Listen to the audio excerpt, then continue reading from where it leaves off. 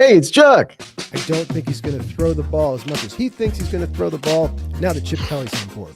And I'm happy about that. More quarterback. The truth is Ryan Day has made a change philosophically, but it's none of those. You all know who wins. LSU is the drunkest fan base in the country.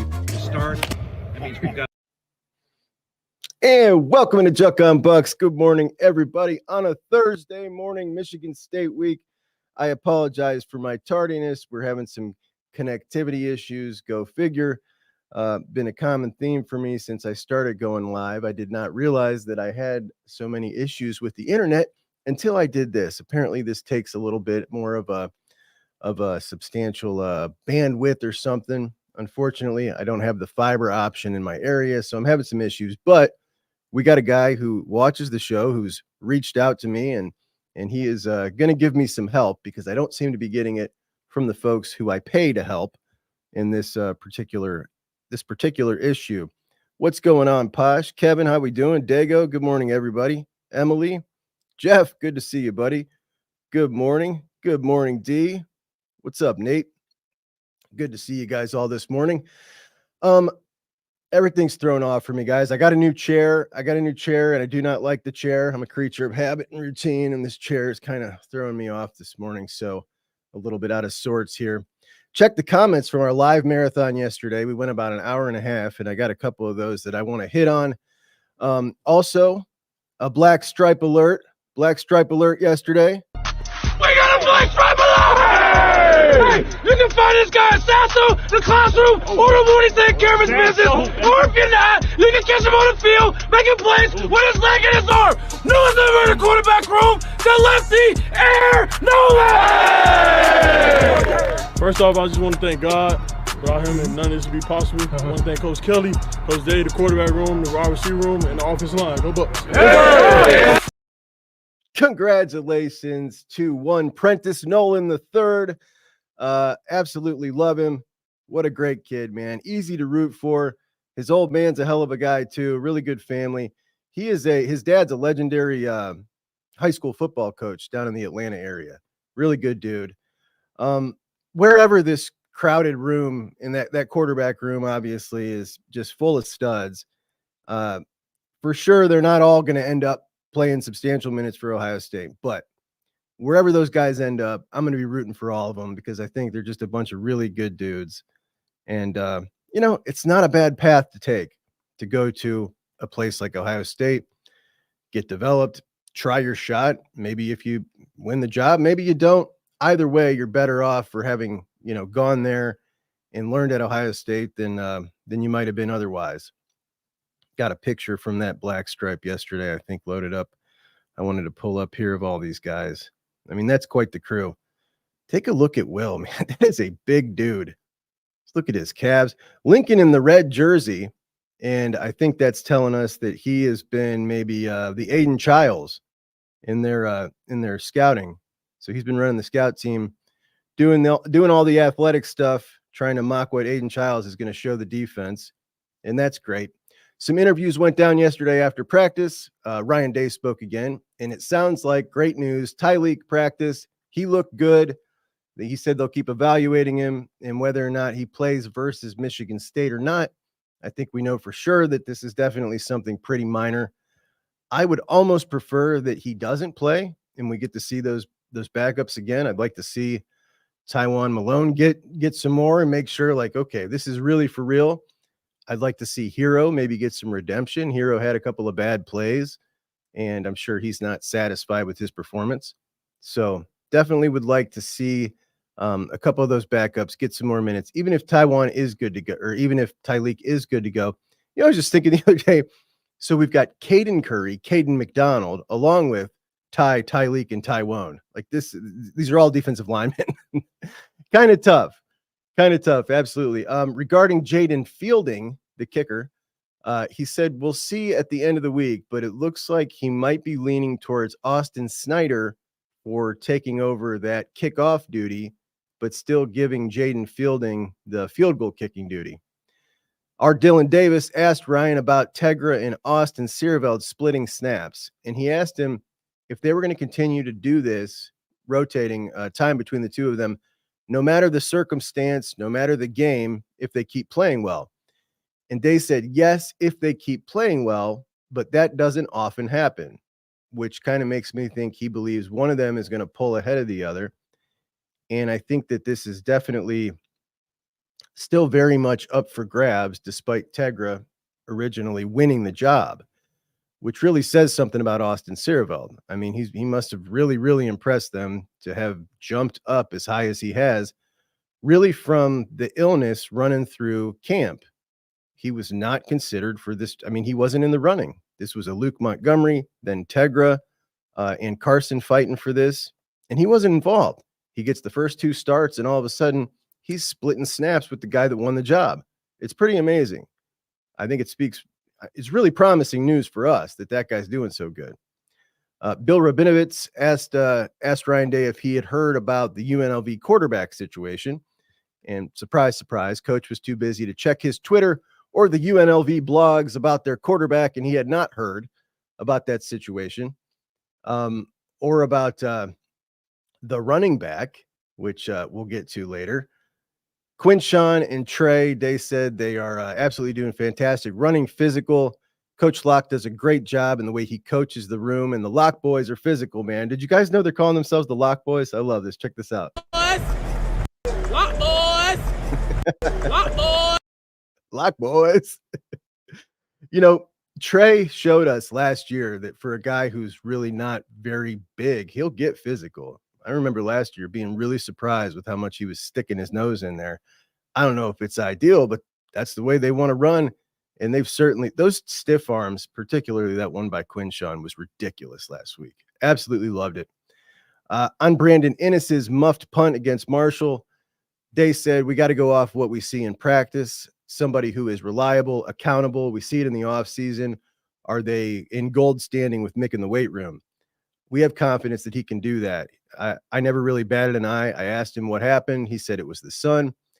And some people just inspire confidence. When I hear Brandon Innis talk, when I see the way people talk about him, that's a guy that really inspires confidence. I mean, I just don't think we'll see that be an issue for him, maybe ever again. He seems like such a buttoned up dude, and obviously a phenomenal talent when it comes to being back there.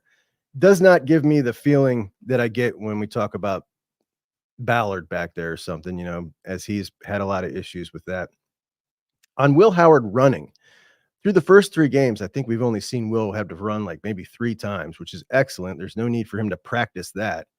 Day said he knows that's a huge weapon. It's a huge weapon at all levels of football, certainly for us, and we're going to need that. Having the ability to pull the ball, read, certainly makes a big difference, and it adds to his overall game. Got to hear from JJ again yesterday, maybe just the 3rd time we've had him sit down, and I that accent it's like, I can't even describe it if you've never heard it. It's the like the deepest South Florida, Miami accent I've ever heard in my life, and it is fun to listen to, but what a humble guy. Every time I hear him talk, I come away thinking like, I can't believe how grounded this dude is in this moment with the attention that he's getting. They asked him if he, about the interception. He said it was 100% my fault. It wasn't on Will at all. And they asked him if he was expecting to have this big of a role in the offense. And he said, not at all. This is Ohio State. I had no expectations of having this role whatsoever. What's been hardest for him is adjusting to the playbook. And then they got the ever elusive Josh Simmons, stud left tackle, who I think is probably going to work his way into the first round. And this guy is an impressive dude. Listen to what he had to say. In a bad position, but yeah, I'm trying to maximize my potential. Josh, how did you get better at reading defenses? That would be Coach Fry. Coach Fry is a genius at, I guess, not only teaching you a play, but teaching you why the play is being called to a certain look and stuff like that. So when you kind of go through a whole offseason with that and bye weeks and camps like that, it's going to marinate in your head. How's your relationship grown with him in your high school and now college career? A lot. So, I mean, I kind of knew Coach Fry had gifted at this type of thing because he was like really smart. He can kind of teach you a lot about offensive line and stuff like that. But, I mean, I didn't think it was going to be like this when I got here. So having him as like a resource to come to if I'm struggling with, let's say I had not so good day at practice, I can come to him and he can explain to me why this happened and stuff like that, and I can just grow from him that way. All right, so you can tell by listening to Josh Simmons that is a very bright dude, right? And you heard his praise for Fry, called him a genius at that. So, I got into a bit of a discussion, a back and forth with a couple of people the other day when I gave Fry credit for how good the offensive line was performing, because I just think that's the right thing to do. If it's your group and they're performing poorly, the buck stops at you. You're going to get the crap, right? If your group is performing well, whether that be because of scheme or whatever, you probably deserve the credit as well. And a lot of people want to give Chip the credit for that. And I understand, Chip's the part that changed here in the equation. So it certainly makes sense, but it's still only fair to give him the credit. But hearing that from Josh Simmons, I think gives me even more confidence in the fact that, maybe Fry really is getting through to these guys. Maybe it's working really well with him as well. And maybe this isn't all Chip. I know that he's a lightning rod and sparks a lot of opinions, but I think that what Josh Simmons said right there speaks very highly of him. Also asked about Austin Seerveld, and he said, I was amazed at how well he did. Donnie is an amazing football player, but Austin came in next to me and we didn't skip a beat. Also, they have some athletes on the offensive line. They love to get out in space and run, and they think it's really fun. What's different about Chip's offense is it's not basic and it's challenging. And what I absolutely am so impressed by and how they've played is how they've gotten on those blocks downfield. They have looked really athletic. Even a guy like Josh Fryer, who's really surprised me out in space, getting on those blocks is tough out in space when you're a big dude with those little guys. And they've been doing such a great job, led by Seth McLaughlin, who's just fantastic at it. Cody Simon also talked, and they asked him about no silver bullet of the week. He said, we have standards and we can play much better.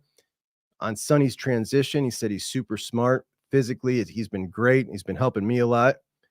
And he added that Aiden Childs is a guy who can make plays out of nothing. They also got to talk to Caden Curry. Caden Curry asked about his role in the rushman package, and he loves getting inside, matching up against those guards. He said that our hand speed, our defensive ends, our hand speed is just too quick for them, and it's a big mismatch. And on his targeting call, he said, it's whatever. I just got to keep my head up or keep my head out of the way and keep my hand up. Buckeyes also pumping crowd noise into practice, getting ready for Sparty on Saturday night.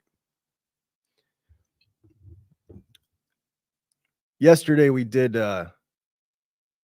talk about the situation with that UNLV quarterback, and as I was reading this thing yesterday after the show, it wasn't long after that there was a running back from UNLV who did the same damn thing.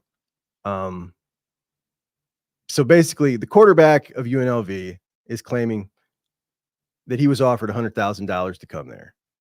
His agent, not registered in Nevada.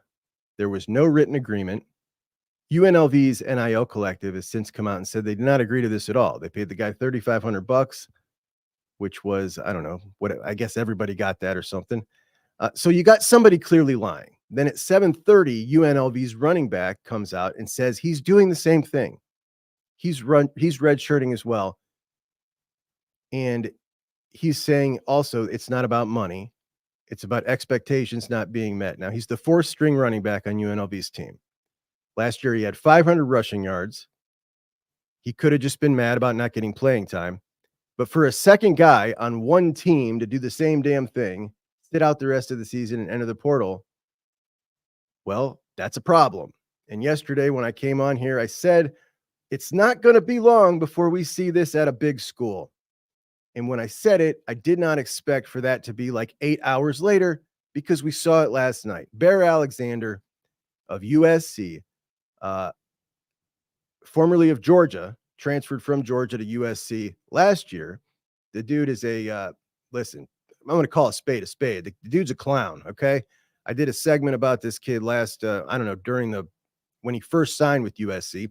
He signed an agreement to go there. Then after he signed his agreement, was not happy with his NIL and was threatening to go back into the transfer portal, which I think is just a garbage move. Well, he informed everybody that he's going to be foregoing the rest of the season at USC and doing the same thing, taking his red shirt, entering the portal. This was a former 5-star kid out of high school, transferred high schools 4 times. When he was going to leave USC originally, this is portal time, the second portal window, Lincoln Riley had just hired the new defensive staff, including Eric Henderson, who was the Rams defensive line coach, who coached Aaron Donald. And they talked this kid, who's Bear Alexander, who's a defensive lineman, into staying. And they also bumped up his NIL, which is what he was after. And Henderson said at USC's media day that he's glad that's over. And he raved about Bear Alexander, his renewed interest in USC's defense, spent the summer holed up in his office, thirsting for knowledge is what he said. Alexander focused on being a more consistent player, and they wanted him to be the leader of the defense. He missed spring because of a hamstring, and a grad transfer came in from Wyoming. That kid emerged as one hell of a player. And by the end of August, Lincoln Riley began saying things like, Bear Alexander has a long way to go. He's still very young on the football field. And to start this season, he's played about 20 snaps a game for USC.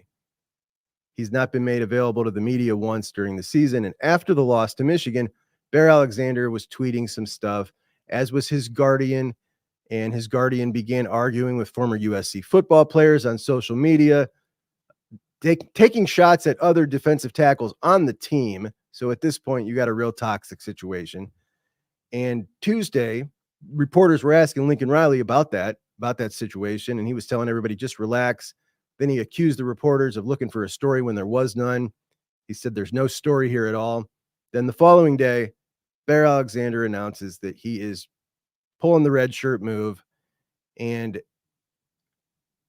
I don't know what to make of this in the big term. Is this a situation of a guy who has just been disgruntled, has had issues, has made moves in the past that are, just kind of show us kind of who he is and how he gets down? Or is this a sneak peek of something to come? And I mean, like, we could have a lot of people doing this, and if they're going to do it, it's going to happen here in the next couple weeks, right? They can still preserve their red shirts through. I don't know. You guys know how many games now? Like, it's a ridiculous amount of games. I think it's 4 regular season, and then the postseason's free. He's absolutely overrated. Yeah, that's for sure. His dad thinks he's the best in the country. But I'm just kind of nervous. I'm kind of concerned that we might see a big trend of this, right? We see one, it's a huge story, and all of a sudden here we are sitting the next day. And now there's 3 dudes who've done this. And this is the market doing what the market does. When this stuff first hit, people wanted guardrails. Other people fought, no, the market will set itself. This is what it does, man. And this is how it was always going to go. I don't know what college football does at this point. They're going to keep begging Congress to give them exemptions. It doesn't seem like that's coming. They're going to need to do some kind of collective bargaining or something, because the last thing they want is for teams changing 50% of their roster every single year. And that's where we're headed. That's absolutely where we're headed. So I don't know, guys. I don't know. We'll see if we see any more today. Wad says building teams through the portal is idiotic. The Duck Knight says Bear is washed up. I don't know if he was ever there to be washed up. You know what I mean? I'm leaving. How much did USC pay Bear too? They paid him a lot. They gave him a raise to stay. And Wad says the dude's a cancer. No way a major school would go for him next year. I'm absolutely with you. I don't know. I heard a couple of Buckeye fans on Twitter bringing this up. Like, you got to be kidding me, dude. I wouldn't touch this dude with a 10-foot pole. No, thank you. Again, this is a kid who went to 4 different high schools, right? Like, that right there is, I wouldn't have wanted him out of high school after that. We joke about Dylan Raiola in his multiple high schools, but there was actually allegations that this kid was going to different places actually for money. Like, that's not what Raiola was doing. But Doreen says bag chasers will do what they do. That's true. The problem is, what percentage of college football players are bag chasers? And now that they've seen, oh, light bulb, we can do this. Okay, let me try this too. We may see a rash of this. And, like I said, this is the market being the market. There are no guardrails. There are few guardrails, and the ones that there are unenforced by anybody. And it's a recipe for disaster. And I can't stand it.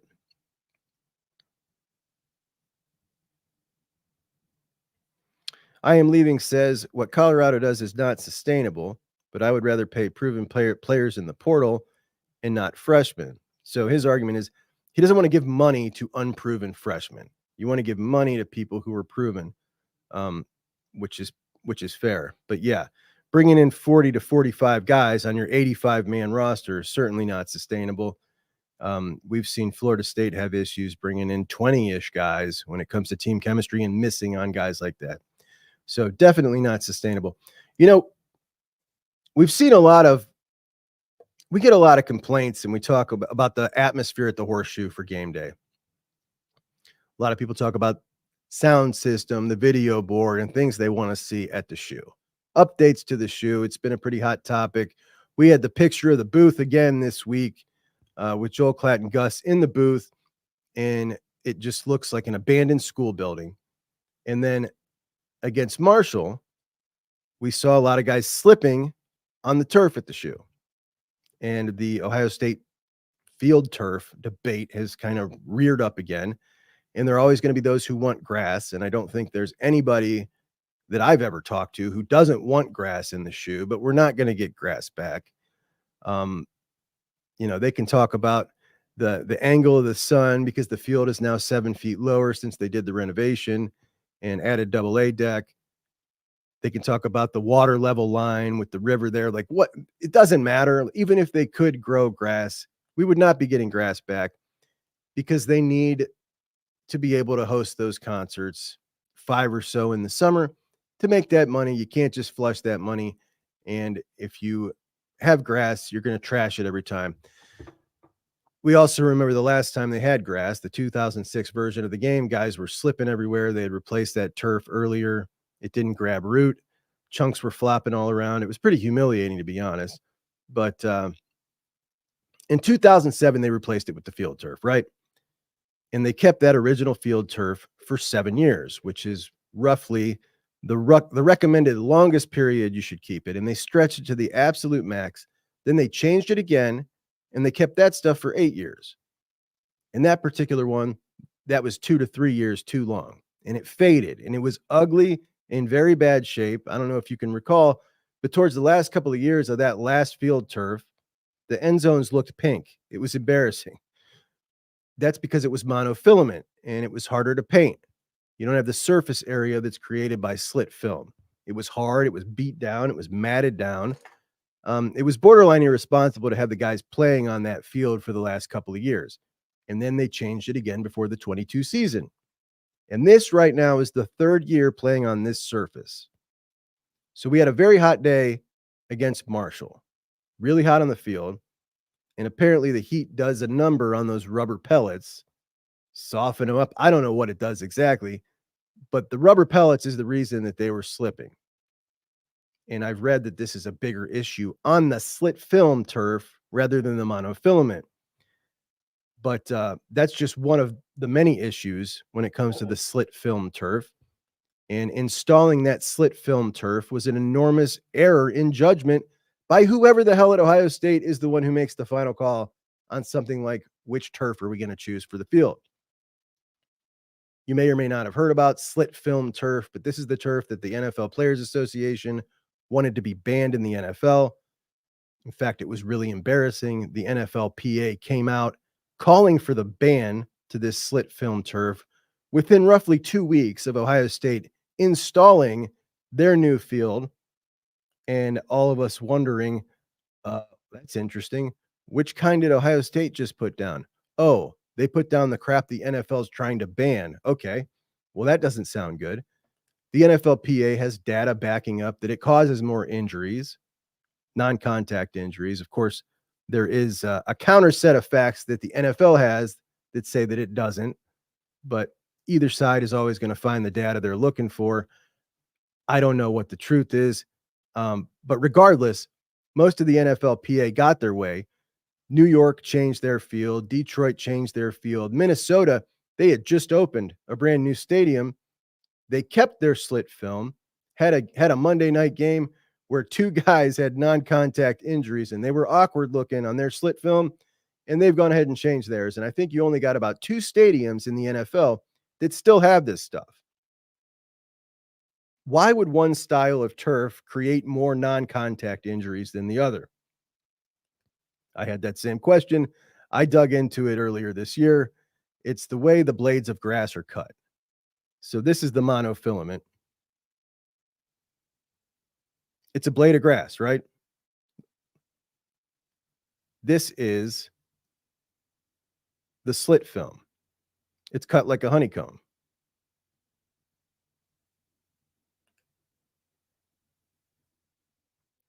This is what the monofilament looks like when it's laid out. You see how it's pretty and beautiful. This is the slit film. It's matted down. It looks like the stuff you'd see at Home Depot. So the monofilament's excellent. It's beautiful. It's softer. It reacts more naturally.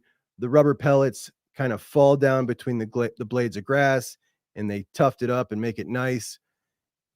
With the slit film, they kind of sit in those honeycombs. So there's more surface area, which is why the guys were slipping. And the reason that there are injuries, they claim, is that the cleats, the individual cleats, get caught up in these honeycombs. And that's what causes the non-contact injuries with this stuff. And there are plenty of videos of guys getting kind of, it looks like their feet are sticking. It's not the slippage, it's the stickage that is the reason for these injuries, is what the claim is. So very embarrassing that came out 2 weeks after the Buckeyes put their slit film turf in. But why did they go with the slit film instead of the monofilament? They had monofilament before. In fact, I know this for a fact because I have some. I bought it. It's long, it's cushy, it's worn, but it's the monofilament. It's nice, it's good looking. They went with the slit film because the slit film is more durable and it lasts a little bit longer.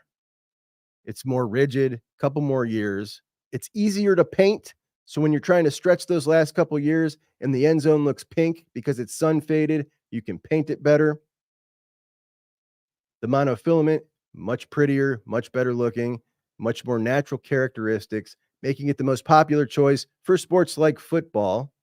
The drawback of the monofilament is that it's a little more pricey and it doesn't last quite as long. And remember, we're talking about the crew in charge who took an extra year over the absolute maximum allowed before they replaced it the last time. But how much money are we talking? The Vikings had to rehaul theirs for their brand new stadium to put in the monofilament. It cost them $1.3 million. The Ohio State project, right around that number, but they had to add the indoor at the Woody as well. So we're talking about twice the cost and maybe a couple years less in longevity. So they went with the ugly, more durable, cheaper stuff, more dangerous stuff. And with a $270 million athletic department that many of us have donated to for decades, I find that pretty unfathomable that you want to get cheap with the surface that your guys are playing on. Maybe coincidentally, maybe not, Jackson Smith-Njigba and Trey Henderson both suffered notable lower body injuries shortly after that season. And here we are. The issue came up to Gene Smith in 2022 after that article came out that the NFLPA was trying to ban that. And he basically said, we got a really good sports science department, and they're going to keep the athletes as healthy as they can. So we haven't thought about replacing it, but it may come to us. It's always a possibility, but at this point in time, not something we're prepared to do.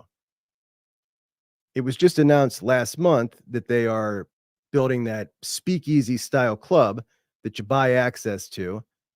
I would like to see the football players get at least the best surface available that they can play on.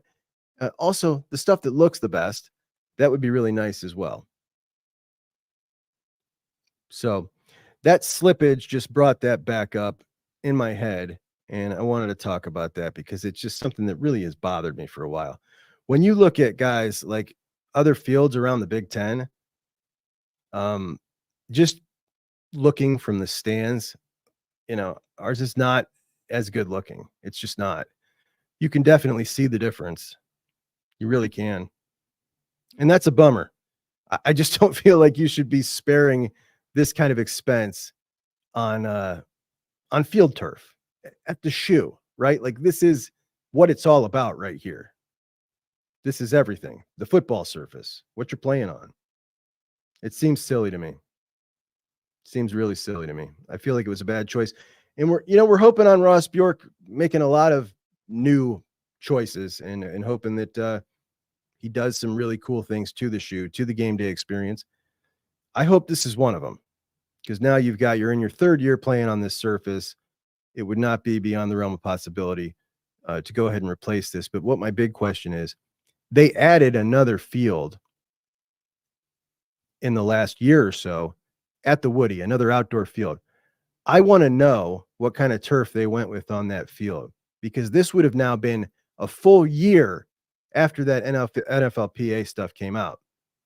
And if they added the slit film a full year after this NFLPA stuff came out, that would be pretty appalling. I just thought about that. I'm going to try and find that out. Dago says many NFL players are trying to get to all fields grass. They absolutely are. That's really what they ultimately want. They want to all play on grass. But if they are going to play on turf, they want it to be the monofilament, not this slit film trash. And, that's the stuff we play on. I tried to look at the Big House and see what they play on. Look, I know it's monofilament because it just looks better, but I can't find it in writing anywhere exactly what it is. I can't find in writing that it is monofilament. So I can't say it for sure, but I do believe for sure that they play on monofilament. And their stuff, they replaced it in 2018. It still looks good. Rod says, remember USC didn't pay Jordan Addison right away like they said they would. They've not been great when it comes to that.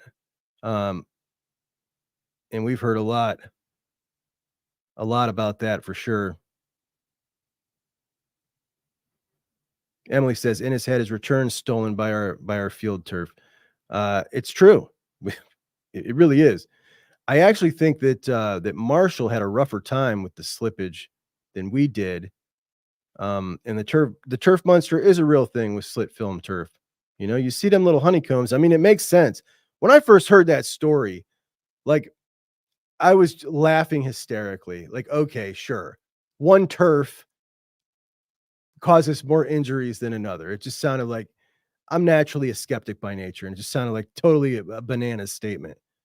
But then I looked into it, and this is a segment I originally did. I don't know, maybe my first month of the show. I had this same conversation, but just the slippage and the rubber pellets.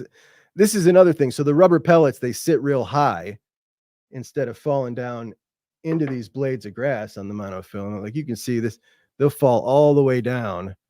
This is the turf that we had from, stated on here, from 2014 to 2021. This is the turf that we had at the shoe. And it's pretty nice. I mean, you can feel that it's brittle and it's past its prime, but the slit film, I don't have it anymore, but I had somebody send me a piece of it for that original. It's just nowhere near as nice. I don't know. It's a bummer, dude. It's a bummer that you're going to cut costs and try to get a little more longevity for your concerts over your football team at Ohio Stadium. Rod says old AstroTurf was basically like playing on a parking lot. I played on it one time at the Akron Rubber Bowl, which is what Akron University's stadium. And it sure was, but I was so excited to be able to say I played on AstroTurf that I did not care. It was really cool. I loved it. Honestly, I did. I loved it. Dago says OSU football alone makes around $250 million a year or more. Ed says we need the new AD to fix this, and that's why I try to bring stuff like this up. You know what I mean? Stuff like this, stuff like we want our gray sleeves back, in hopes that things spread, but this is just kind of unacceptable.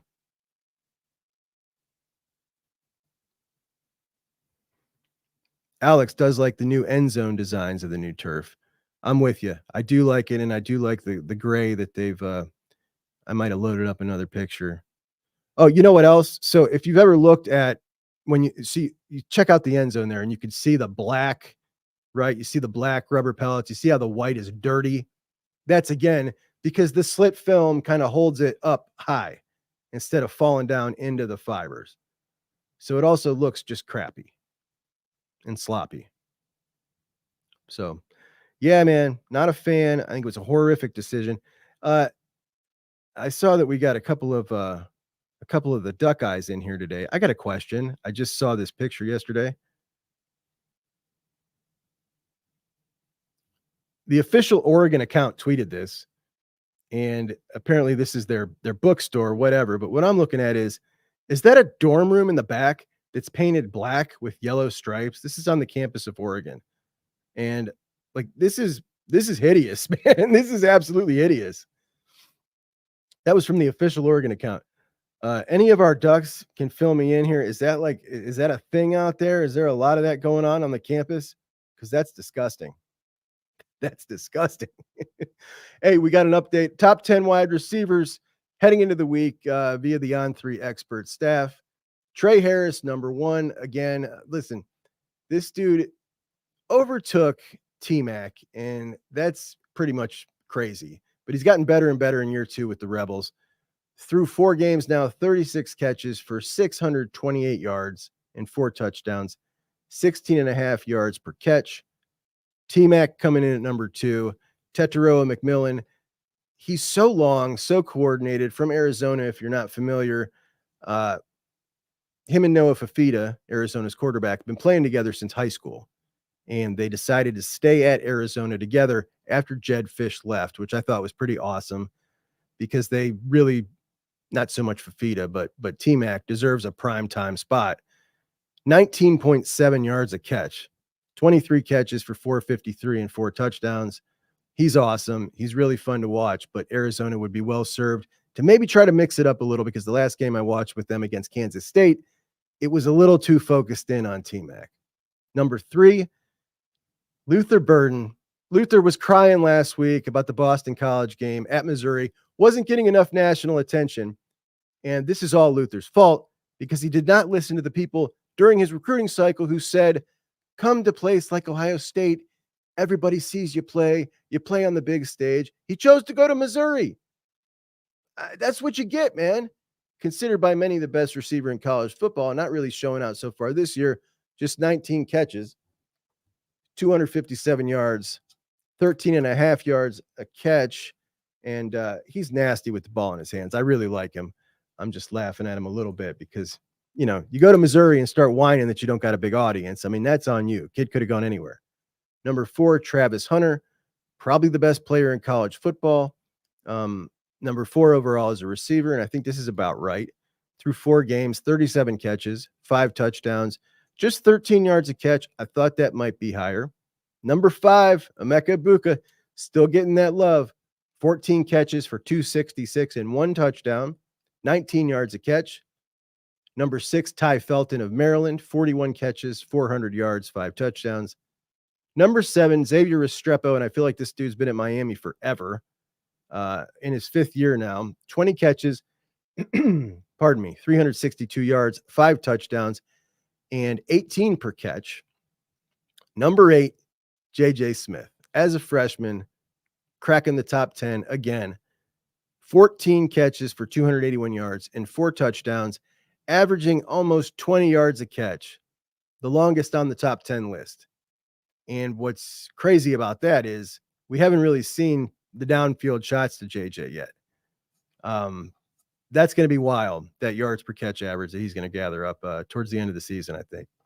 Number 9, Tez Johnson of Oregon, 22 for 192. Very, very feeble. Very, very feeble. Number 10, Isaiah Bond of Texas, 15 for 293 at 19.3 catch. He's been a really pleasant surprise for them. Absolutely. And about that long ball, a lot of people concerned with Will Howard and the lack of the long ball shots, nervous about how this is going to look moving forward.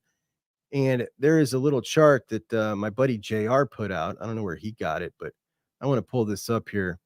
And it is, oh, geez, which one is it? I load up so much crap in here that I can't decipher what's what. Okay. So the average depth of target for the past 10 national championship winning quarterbacks. And you can see JJ at 9.4, Stetson at 9.4, 10.3. That's a really high one. So as you go down the list, you can see that the average looks to be right about, what would you say there, 9 yards? A little over 9 maybe. Jake Coker, the lowest at 7.8, but that was just a different deal, man. Just a different animal. Now, Will Howard currently sitting at 7.7 yards for his average depth of target. Almost 2 yards lower than JJ's last year, which surprised me. And that doesn't sound so great. So we're going to monitor this one. I'm guessing it's probably going to go up a little bit. I think definitely when he opens it up a little bit, his running game himself, that'll open some things up for him and he'll take some more shots. But I really think that Ryan Day is kind of wanting him to stretch the field a little more than he has. So I do think we're going to see a little bit more of that coming up soon. I don't know. What do you guys think? Is it something we're concerned about?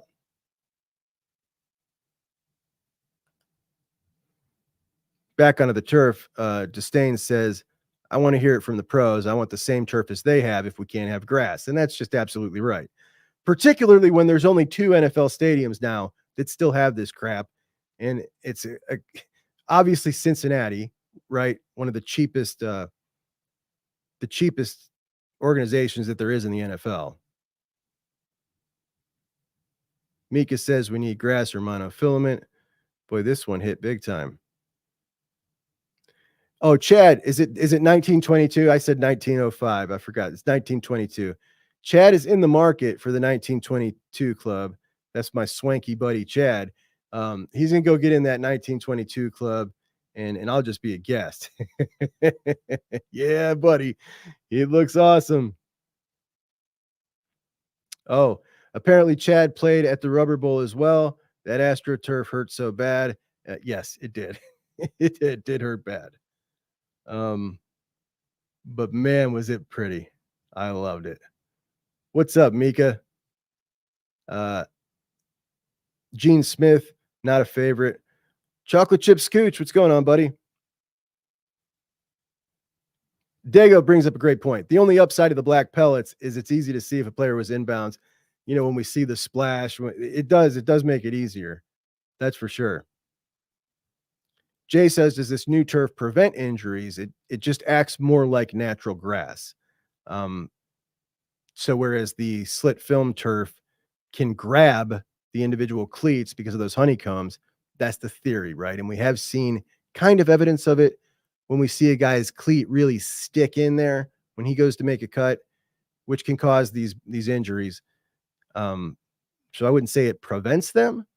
And it's probably there still are probably more on a monofilament than there are on grass, but there are less on the monofilament than there are on the slit film, and the slit film is what we have, and that's no good. That is no good. And now we've got 3 years of use out of it. Shepherd Ducks, one of our duck guys, says, why are you hating on the Bumblebee buildings? Is there a lot of them?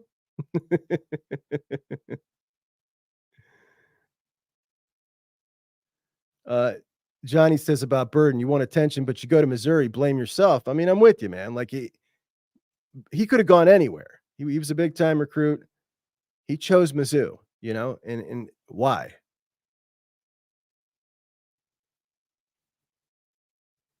Kevin Concepcion, a really good wide receiver on a bad team, and he sure is.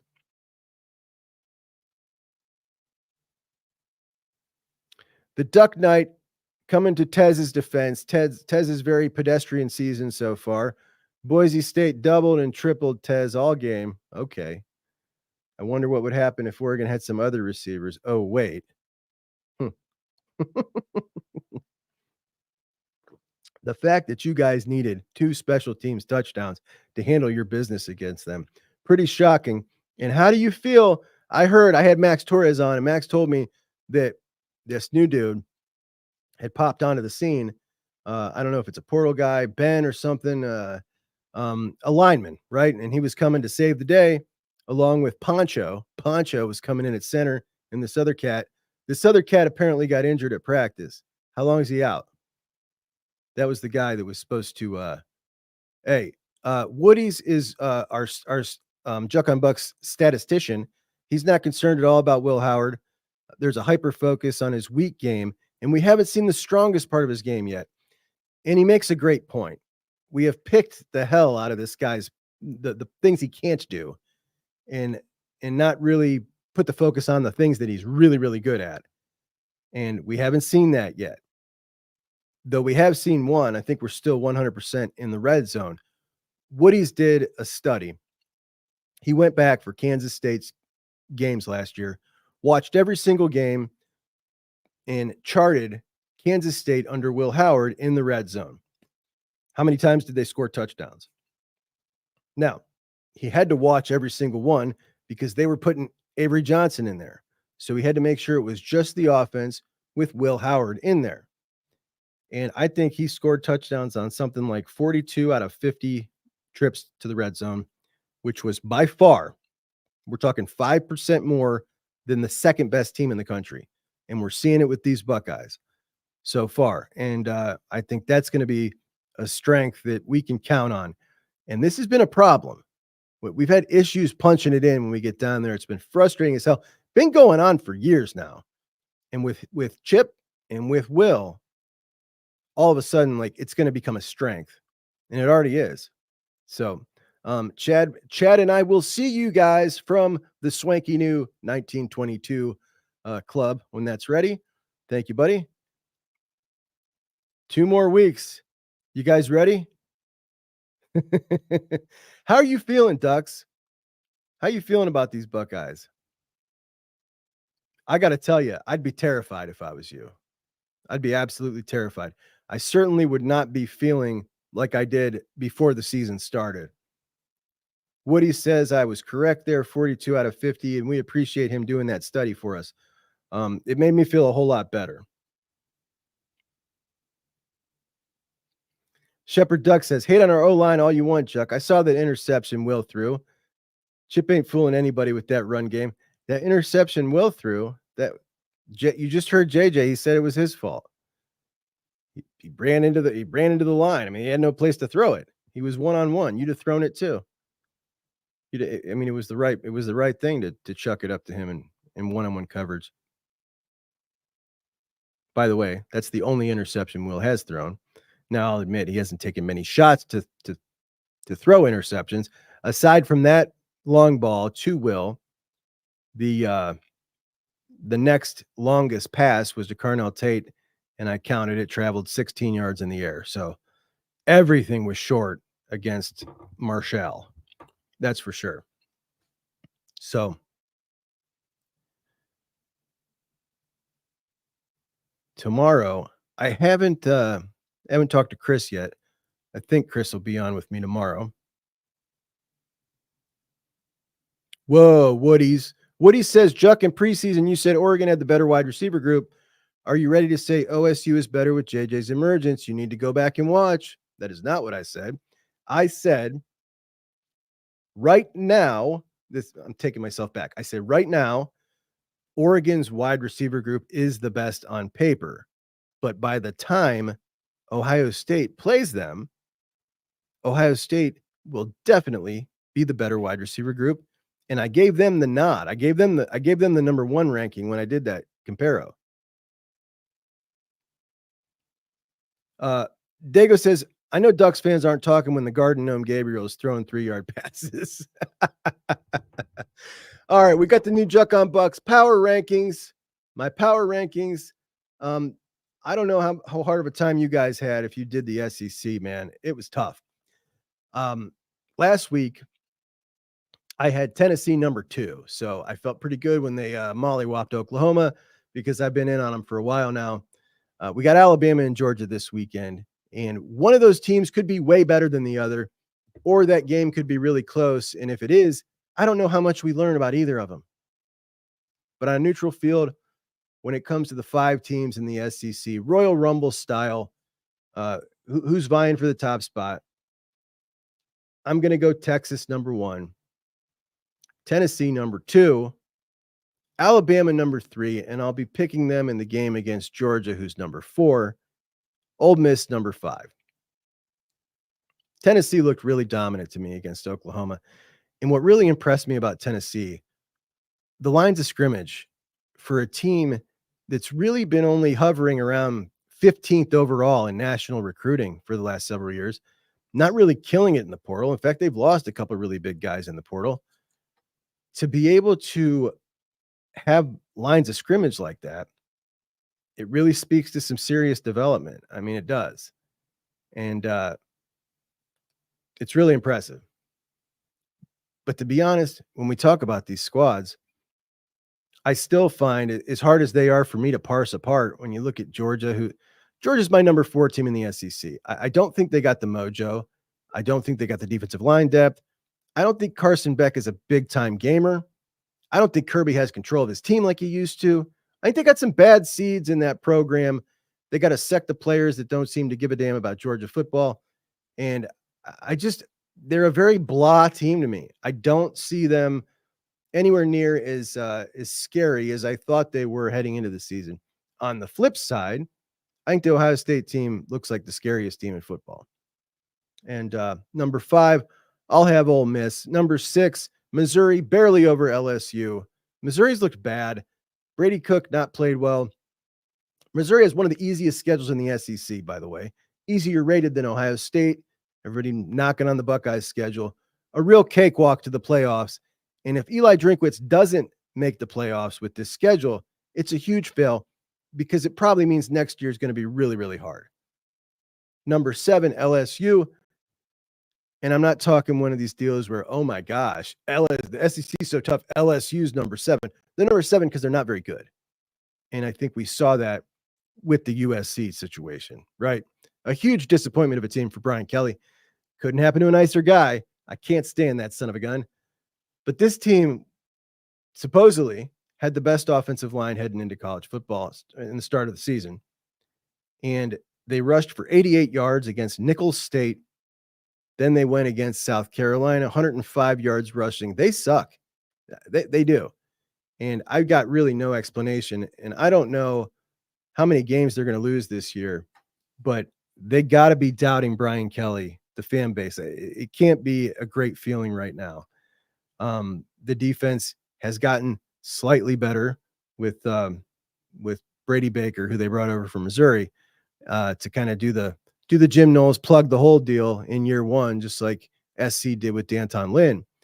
But the offense, man, if you can't run the ball with an offensive line like that and LSU running backs, I mean, you got issues. You got big time issues. So that is my SEC power ranking. After that, I don't really care. I am really interested this year in the Big 12 because I think what's going to happen is this is really tight and these teams are really, really close. And we're going to know as we get towards the end of the season, maybe 3 teams are going to be competing for 2 spots in the championship games of the Big 10 and of the SEC. And I think that the Big 12 at that point, it's still going to have like 5 teams, maybe even 6 teams that are going to be in play to make it that championship game, which is going to make for a lot of exciting matchups for us to watch. But number 1 for me in the Big 12, it's UCF. Gus Malzahn is absolutely cooking, man. This guy killed it in the transfer portal. They're just 1 spot under Utah in the total team composite. They recruit just as good. I don't really believe a whole lot in Cam Rising anymore. I mean, between him not playing all the time, out of nowhere, new injuries, Utah's still a pretty good team without him. But even with him, I'm just not 100% sold, and that's why I've got them at number 2. So not a total believer in Utah this year. I was a big believer in Kansas and thought that Lance Leopold was going to really make some moves and make it to the Big 12 championship game. Lance Leopold and Kansas are 1-3, and that is one of my most disappointing teams of the year, Kansas. But number 3 in the Big 12, I'm going with Ohio's own Matt Campbell, cradle of coaches, Iowa State. That's a son of Ohio right there who beat the Hawkeyes in his rivalry game. I think they're doing damn well. Number 4, Mike Gundy in Oklahoma State. They beat Arkansas, and I think it was double overtime. Then they lost to Utah. The offense is missing. They benched their quarterback, Alan Bowman, man. This is another one of these 27-year-old dorks still playing college football. Like the kid that graduated high school 2 years ago, still coming around to the high school party trying to pick up the girls. No, dork. Get out of here. Number 5, Kansas State. I got them over number 6, BYU. Right now, listen, Kansas State just lost to BYU 38-9. How in the world do I have them over BYU? BYU scored in that game every way you could have. Kansas State outgained them by like 150 yards in that game, and BYU just scored on defensive touchdowns, special teams touchdowns. I think they're totally fraudulent. They're a fraudulent 4-0, and I still have K-State above BYU in my power ranking. BYU number 6, followed by Texas Tech, followed by Arizona State 3-1, followed by Arizona 3-1. Like, this conference goes deep, and it's going to be really exciting. And we can't discount the Colorado. What if they make some noise? Like, how much more exciting does that get? All right, let's get to our beloved Big Ten. My number one team in the country, the Ohio State Buckeyes. For me, the Buckeyes are substantially head and shoulders above the rest of the Big Ten at this point.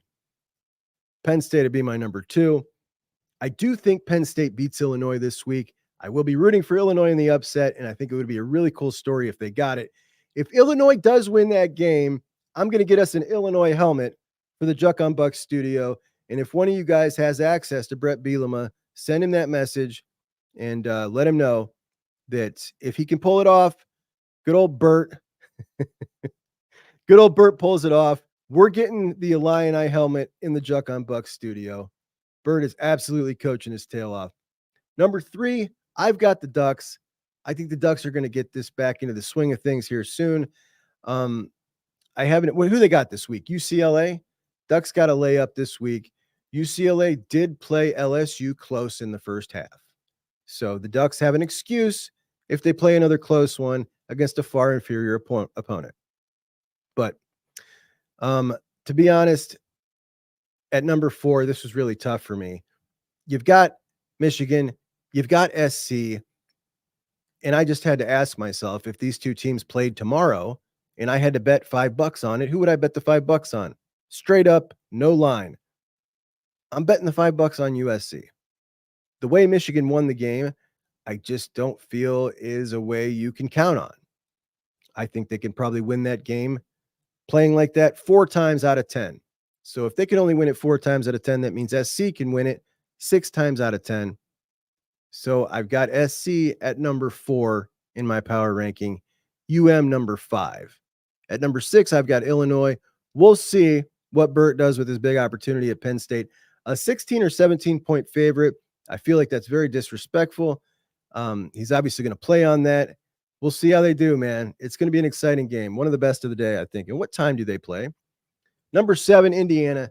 Kurt Cignetti is absolutely the man. This guy's crushing everybody.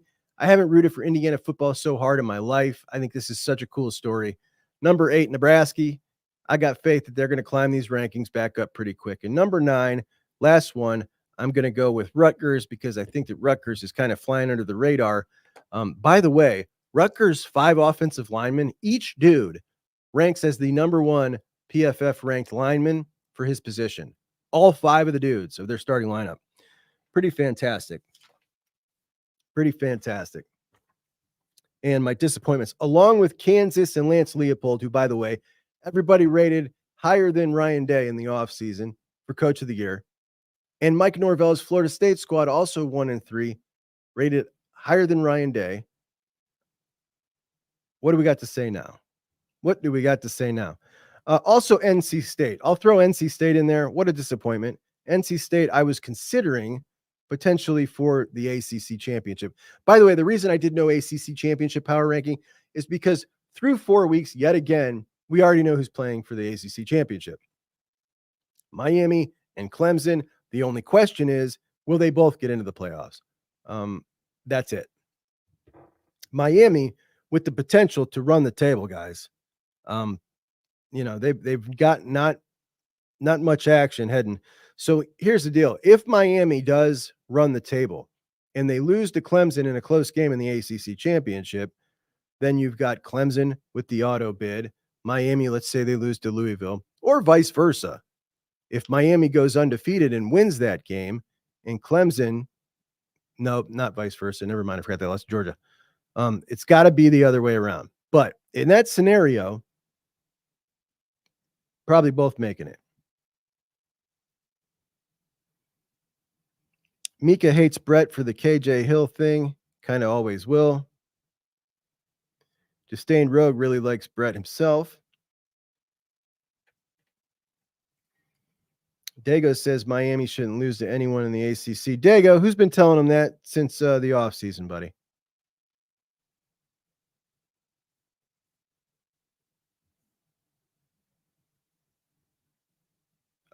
Shepherd Duck says, I think Brent Venables might be a bust of a coach. Dude didn't know what DG was going to do. Like, what the hell kind of relationship does he have with the leaders? So what he's talking about is the story has gone for a while that Oklahoma pushed Dylan Gabriel out, or, just told him, we're going to go with Jackson Arnold next year. You're going to need to look for a new spot. Brent Venables was apparently very disrespected and wanted to clarify that is not how it went down. So he comes out earlier this week and he says, that's not what happened. We thought Dylan was going to the NFL, and Dylan came in to tell me he was opting out of the bowl game, and then told me he wanted to go closer to home. He was going to be leaving. And Venables said he seemed like he was very disappointed that he wasn't getting the feedback from the NFL, the interest from the NFL that he thought he would, which is surprising to me because the guy's like 5'10" and a half. I don't know how much. He's 5'10" and a half without a very strong arm, and he's not a crazy athlete. Like, that's kind of a lack of self-awareness to me, like to think that you would be some NFL commodity. He's just not the type of player he is. But he was very disappointed by that. And so Venables, whatever, wished him well. And Venables got up there and wanted to clarify that. So, okay, cool. But what Shepherd Ducks is bringing up here is the fact that he did not know that ahead of time. I'm with you. That does seem odd, but I've been saying since the offseason, I don't believe in Brent Venables as a head coach. And it might be a little shallow of me to say this, but I don't believe in Brent Venables as a head coach because he was the hottest name and could have gotten any job for the longest time and decided to remain an assistant. And it just felt to me like a guy who didn't want to make that jump because he doesn't want to wear the crown. And a dude like that, who's that hesitant to me, I'll believe it when I see it out of him. I'm a big believer in leaders and ambition, and I just don't feel it from him. And I think that's what you have to be a successful college football coach, to build a successful organization. In fact, Chris and I've got on our notes here, we're going to get a bit of a conversation on this tomorrow. And what I wanted to do was rank all the coaches in the SEC and then in the Big Ten based on the premise of exact same resources, exact same program. They've got 5 years to build the program, build the NIL, build the roster, and then kind of go head to head. So everybody on the same footing, which means you now have to factor in things like, okay, the people who are ridiculous and put like Dan Lanning in a top 10 list of coaches. Okay, now how does it look if you're talking about you're starting from scratch and you got 5 years to build a program? Now we're talking a little bit different. Now, how good is a guy like a Lane Kiffin, who's a great X's and O's guy, but how much do you trust him to go do this or that? How much more valuable is a guy like Sark with a setup like that? You know what I mean? Like, a whole lot to think about. I think it's a very interesting conversation. So I wanted to get into that. Tomorrow we will also obviously get into the games, the most exciting games of the week, along with some of our picks. And I've got a couple of your comments to talk about.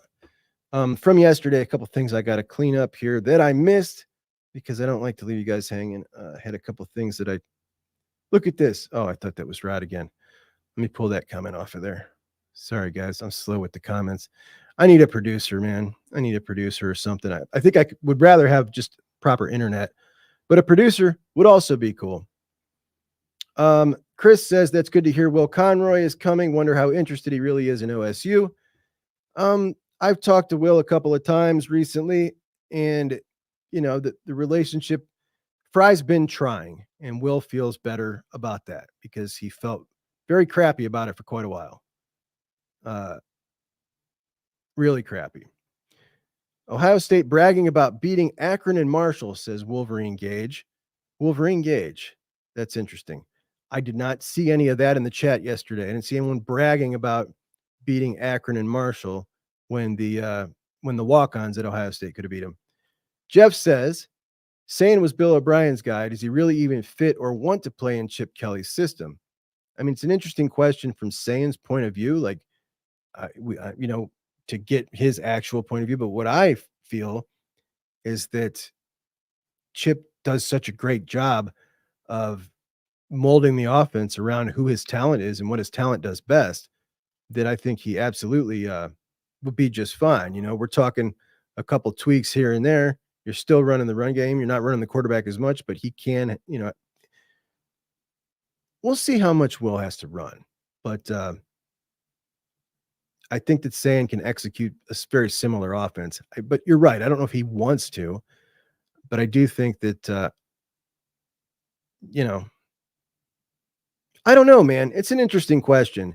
He is going to start next year, so that's pretty huge, I think. I think it'll be a relatively easy path for him to start. And Dylan brought up, which I didn't even realize, I was talking to Dylan that Texas is going to be his first start. Ken prefers being doubted. He agrees with Saban and being hyped by the media as rat poison. I'm with you. Now, I'm with you under the team's mentality and the team's perspective. Me, Juck, the fan of the team, I can't stand my team being disrespected. You know what I mean? Like, that's the difference there. Like when people tell me in the comments that I'm focused on the wrong things as though I'm a member of the team. And like, no, dude, I'm just the fan. I could be focused on whatever the hell I want. That's not affecting the team. Or the guy that got mad at me for my joke the other day that I made a joke about. So Ryan Day got Mace, the rapper, a backpack and a hoodie. And then Dion tried to upstage Ryan Day. And I made a video about it and acted like I was really angry about it, like a little 5-minute clip. And he got really mad that I was focusing on the wrong thing, man.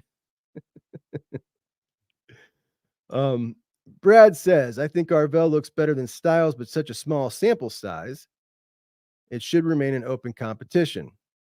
Yeah, I just think, and when we talk about such a small sample size, I don't think Arvell should have a smaller sample size anymore moving forward than Sonny.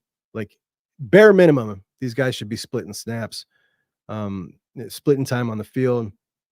I don't know what you do, man, but I think it's apparent. And I don't want to rehash it yesterday because I went on a big long rant about it, got all irritated, and I'll get hot again. But when you say something, you stick to it. And that's just the way I am. And so far, they have stuck to it all the way up until this point when it comes to playing the guy who's playing the best, playing him the most snaps. Like, they've stuck to it. Now, when it comes to Sonny, they haven't. And it even feels weird for me to say that because, like, I have a Sonny Styles jersey right here. You know what I mean? Like, I love Sonny Styles, but I'm a right is right, wrong is wrong guy. And I think that what's best for the team is to play the best player at all times. Hey, Juck, do I see a pair of gold pants on your mic stand? How did you get that? You do see a pair of gold pants on my mic stand, and these are 3D printed gold pants that a listener of the show, a very early listener of the show, got for me. That listener has since abandoned the show because they do not like Zach Smith, and I find that pretty shitty, as nothing has changed on my show, but it is what it is, buddy. You know what I mean? I can't please everybody. So that's a bummer, but the gold pants are slick.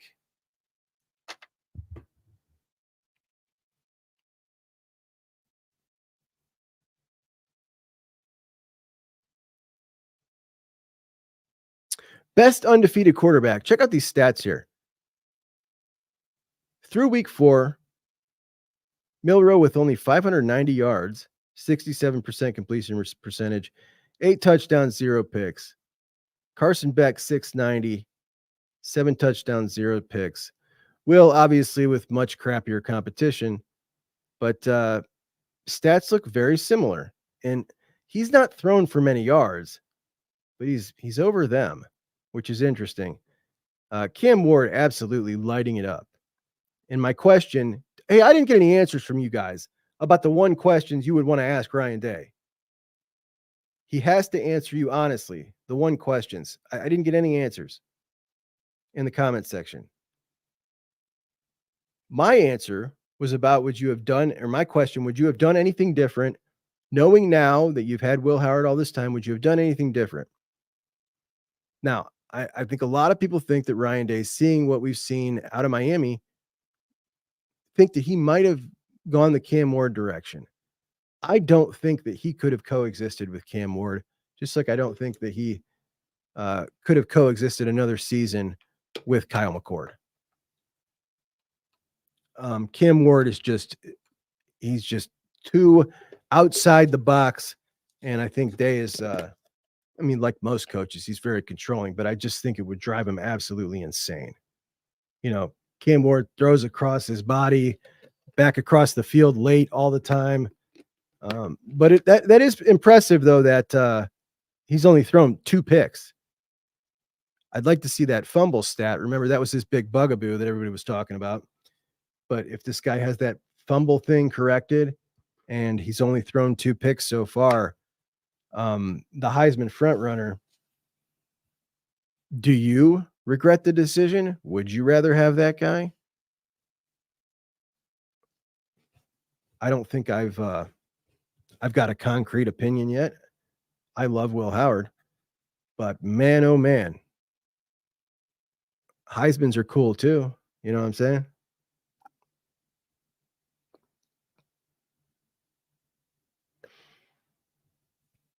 Heismans are cool too. Hey, check out my sponsor, Columbus Apparel Co. Guys, a really cool place. They got a lot of Columbus and Ohio merchandise, as well as a full line of Juck on Bucks merchandise. And my buddy, I think it was Scooch, asked yesterday to see another close-up of my hat. Here's my hat with the leatherette patch, and here's what it looks on. It's an unstructured hat, so it goes nice and tight. I like that. I don't like the ones that stick up like this. I certainly don't like the ones that look like this, as I'm sure you know by looking at me. Not my style. But ColumbusApparelCo.com will also take care of all your screen printing. In fact, that's what they specialize in. So if you got a business, if you got a family reunion coming up, whatever you got, take the time and get it done right. You only got one shot when it comes to custom printed stuff, and these guys will walk you through the process. Make sure you got the perfect shirt for the perfect ink. There's a lot of different combinations where the ink doesn't show up as good. They'll figure out ways to save you a color, which will save you a lot of money. Like, if we do it like this, you'll only have 2 colors instead of 3. Things like that. They care. They'll get it done right. ColumbusApparelCo.com. Check them out. And when you're there, use JUCK20, JUCK 20, and the number 20, and you will get 20% off. So you can't beat that. That'll be cheaper with better service than any of the 20 places that pop up in your Google search if you typed it in right now. ColumbusApparelCo.com. A fantastic operation. What else we got, Goombas? Where's our comments here? Stu thinks the biggest strong this year. Now, Stu, let me tell you something, buddy. I was with you, but I got to say, I feel like maybe I was overrating it a little bit. It does go deeper with some interesting teams, but at the top, like, how good is Penn State? How good is Oregon? We've already seen Oregon drop. Like, what if Oregon gets beat by Ohio State at home and they just don't ever really get it together this year? What if Penn State plays another blah game like they did against Bowling Green against Illinois? And then what are we looking at in that scenario? You know, you got a lackluster Michigan, a lackluster SC, a lackluster Penn State, a lackluster Oregon, and you still got the big dog, national championship contender with the rest of the folks.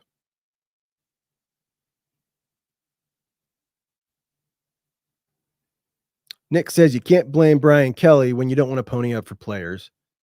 And I don't. So that's part of the issue. The other part was they didn't want to bring in guys who were making more than the guys that they had, because then they had to raise those guys that they had. But their stuff has come around. Their NIL's come around. Rod thinks that this is Kelly's last year at LSU. If he isn't fired, he may find a way to leave. I feel like it might be close. I don't know. That's a bold statement. That is a bold statement. Mika says, I hope we get back in on Damian Shanklin, especially if we lose Zahir Mathis. If we lose Zahir Mathis, by the way, I'd take Damian Shanklin 10 times out of 10 over Zahir Mathis myself. I'd make that trade straight up right now. But hey, LSU looks like crap. Maybe we can flip that. I say that, man. We don't ever flip anybody. It's so obnoxious.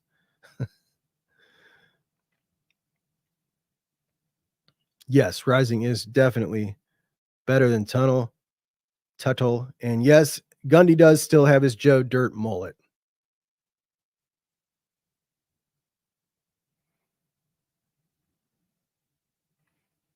Raph says, I'm not worried about Will Howard. I just selfishly want to see deep shots to Jeremiah multiple times a game for entertainment purposes.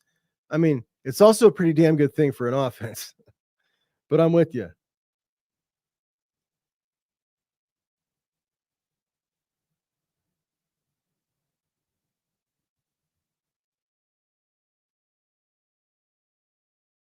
Ryan Day made Venables look stupid in 2020. You got that right.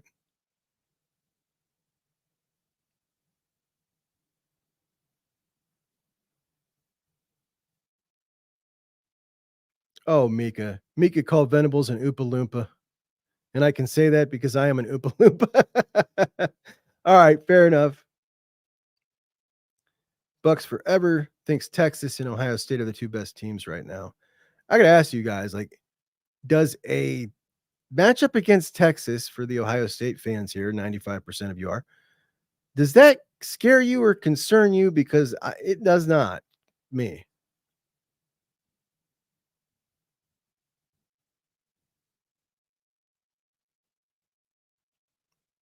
Shepherd Ducks asks, I know it's controversial, but do you think if Gruden got the Florida job after they canned Billy Napier, do I think that would work out? Man, oh man, that's just one of those, who the hell knows? The guy's been gone for so long, you know what I mean? Can he recruit? I think so. He's got a hell of a charismatic personality. Does that shtick still work in today's age? Like, do kids still respond to that kind of guy? That, you know what I mean? I don't know. It's an interesting question. I was surprised when I heard that he wants to get back in coaching. I really was. Mika says, don't sleep on Air. Everybody loves Air, man. Air's a really nice kid.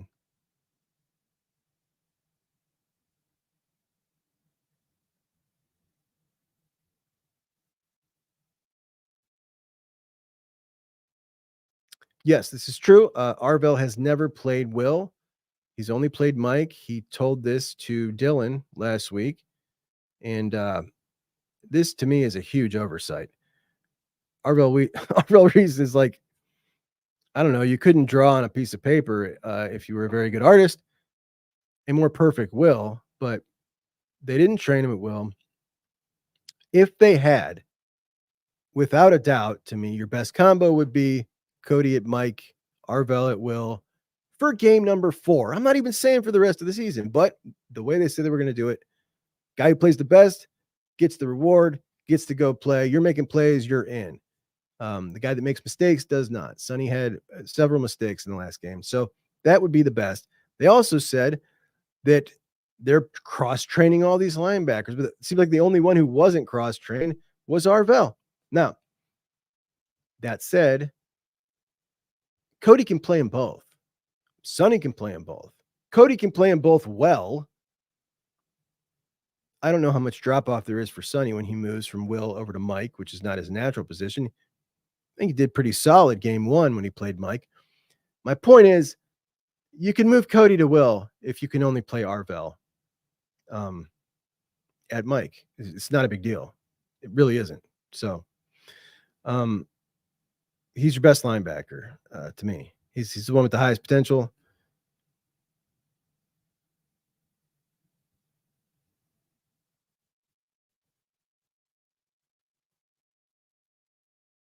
There you go, Daryl.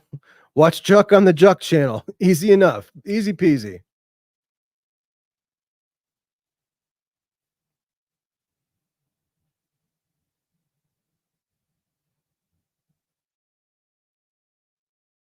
Dago says our lack of pass rush against Marshall came from Tyleik being out and Curry getting thrown out.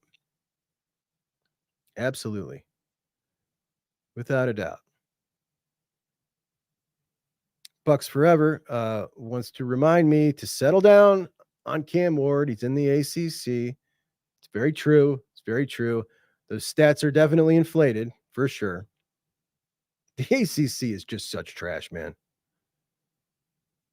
Miami definitely had the bigger bag. RJ said, even if Air doesn't win the job, I think he's playing it smart by staying at Ohio State. Just being in the program, learning from Day and Chip could boost his stock if he eventually transfers. Absolutely. Absolutely.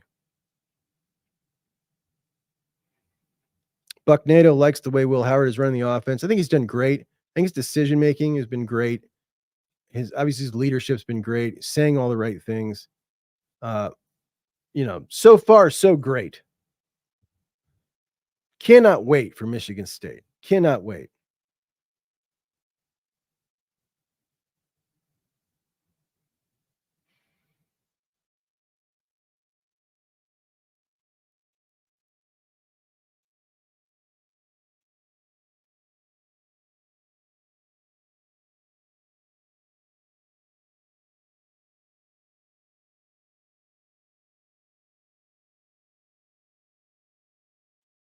Just a reminder, guys, after the Michigan State game, we are going to go live for the post-game show.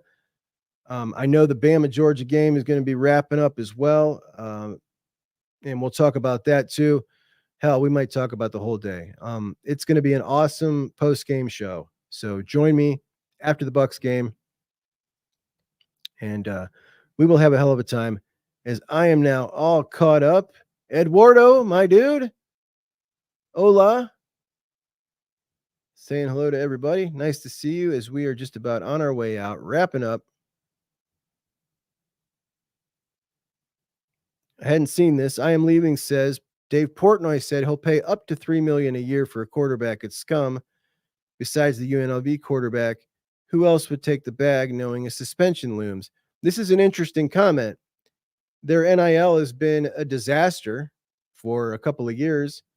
This guy claims to be such a big fan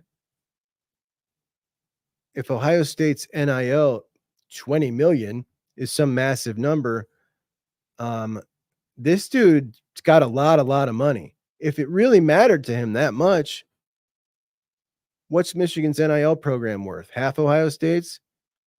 Like he couldn't kick in $5 million a year if he really cared that much. Like what percentage of his money is that? He couldn't use Barstool's name to try to raise that for their NIL. Like you don't give a shit. Sorry, you don't give a crap. That dude's full of blue mud, man, or just shiesty, you know.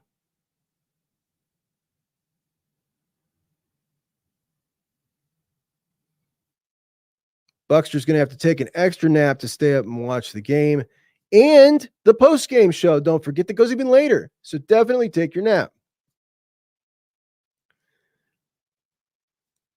All right, guys, I'm going to wrap her up here.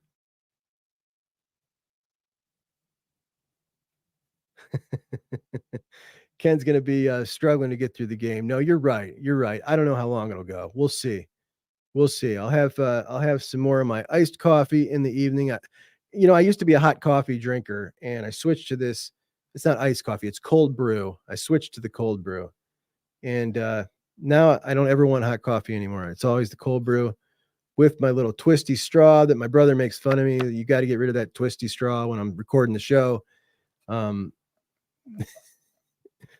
It's my brother watches every show. I do need to clarify that. I said recently, nobody in my family watches my show, and my brother got very irritated. He said, "Why did you say that? You know that I have never missed a minute of your show." Sorry. I'm sorry. Sorry, little bro. Yes, you watch my show. And mom. Mom, not been in the chat the last couple of days, guys. Did you say something rude to mom? Huh. Mom has not been in the chat.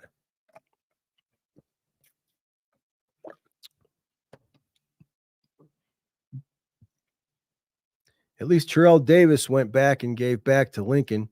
Marcus Allen never did anything. Really? I didn't know that. But I did hear Marcus Allen was a bit of a not so nice guy. Not so nice guy.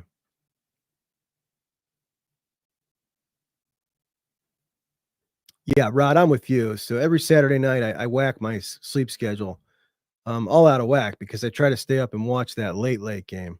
So I usually never get through it, but I at least get close to halftime. Anyway, all right, my friends. Once again, another marathon session of an hour and a half, and that is fantastic. I love talking football with you guys. So tomorrow is the scheduled Juck and Chris live, and we'll double make sure that Chris is still on with me tomorrow. If not, one more here. Dago's mom went to high school with Marcus and said he was a POS in high school. So, yeah, he looks it too. My guy, Raph, thank you, my friend. So I will talk to you guys soon. Tomorrow, actually, at 9:30, same time, same place. And we'll see you then. Please like the video. Please subscribe. If you could, share with a friend. Let them know about Juck on Bucks, your fourth favorite Ohio State football and college football show. And I will appreciate that very much. So thank you, guys. I'll see you soon. Juck on Bucks out.